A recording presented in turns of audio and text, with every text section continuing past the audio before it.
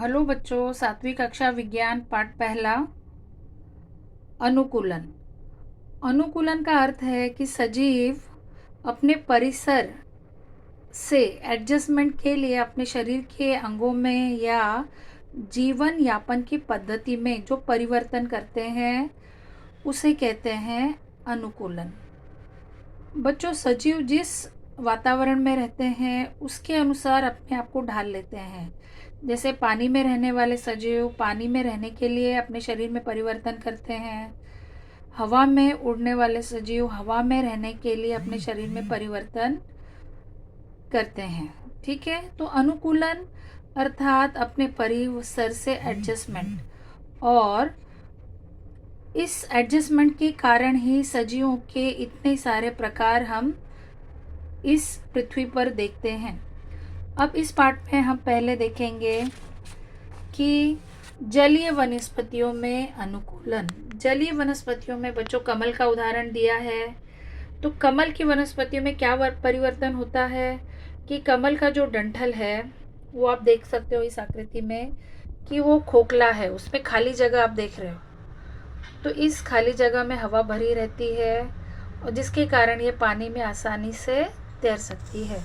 और दूसरा, इसकी पत्तियां आप देख सकते हो, पत्तियों पर मोम की परत होती है जिसके कारण पानी इस पर फिसल जाता है और ये पानी में सड़ता नहीं है।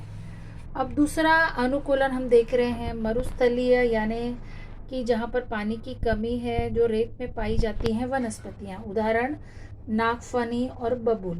तो पहला परिवर्तन आप देख रहे हो कि जो पत्तियाँ हैं, ये जो छोटे छोटे कांटे हैं, ये पत्तियाँ हैं, पत्तियों का रूपांतरण कांटों में हो गया है। ठीक है, तो क्या होता है कि पत्तियों के कारण बहुत ही कम वाष्प पानी के रूप में उत्सर्जित होती है।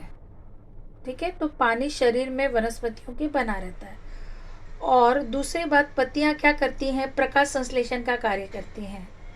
अब चूंकि इसमें पत्तियां नहीं है तो प्रकाश संश्लेषण का कार्य तने द्वारा होता है, और जिसके कारण तना हरे रंग का होता है और वो प्रकाश संश्लेषण का कार्य करता है।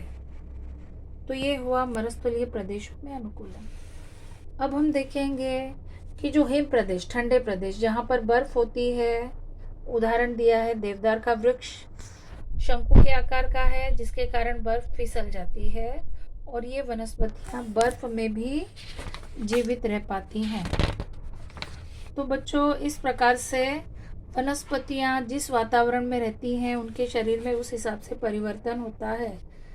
इसके बाद आप देख सकते हो कि ऊंट ये रेगिस्तान में पाया जाता है, इसके पैर लंबे हैं जिसके कारण शरीर की गर्मी इसके शरीर तक, रेत की गर्मी इसके शरीर तक नहीं पहुंच पाती।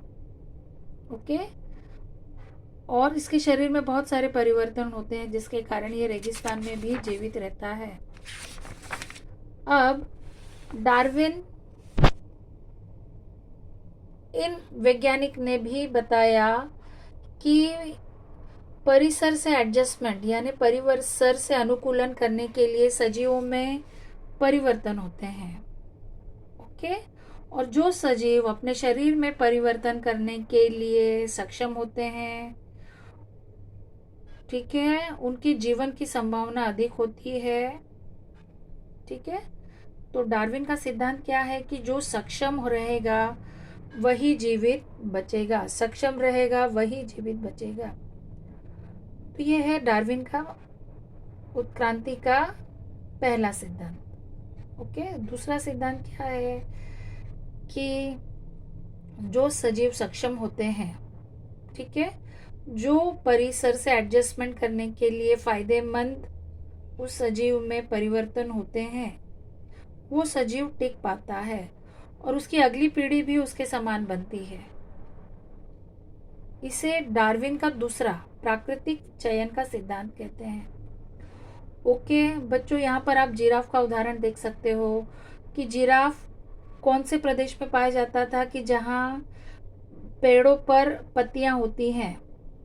ओके, घास नहीं मिलती थी भोजन के लिए, तो वो अपनी गर्दन लंबी करता था कि वो पत्तियां खाने के लिए। तो उसकी अगली पीढ़ी जो आई उसकी थोड़ी गर्दन लंबी, उसकी अगली जो पीढ़ी आई उसकी और थोड़ी गर्दन लंबी हुई। ठीक है, तो ये जिराफ की लंबी गर्दन हमें क्या बताती है कि वो अपने परिसर से एडजस्टमेंट करके भोजन प्राप्त करने के लिए अपने में परिवर्तन किया। ठीक है, तो जो एडजस्टमेंट कर सकते हैं वही सजीव जीवित बचते हैं। ये है डार्विन का सिद्धांत। ओके, और ये 10th में भी है, इसलिए मैंने यहाँ पर IMP लिखा है कि डार्विन का उत्क्रांति का सिद्धांत बहुत इम्पोर्टेंट, कि जो परिसर से एडजस्ट करता है, अनुकूलन करता है, जीवित बचता है, उसकी अगली पीढ़ी भी उसके समान परिवर्तन के साथ पैदा होती है। ओके, तो ये है डार्विन के सिद्धांत। Wish you all the best.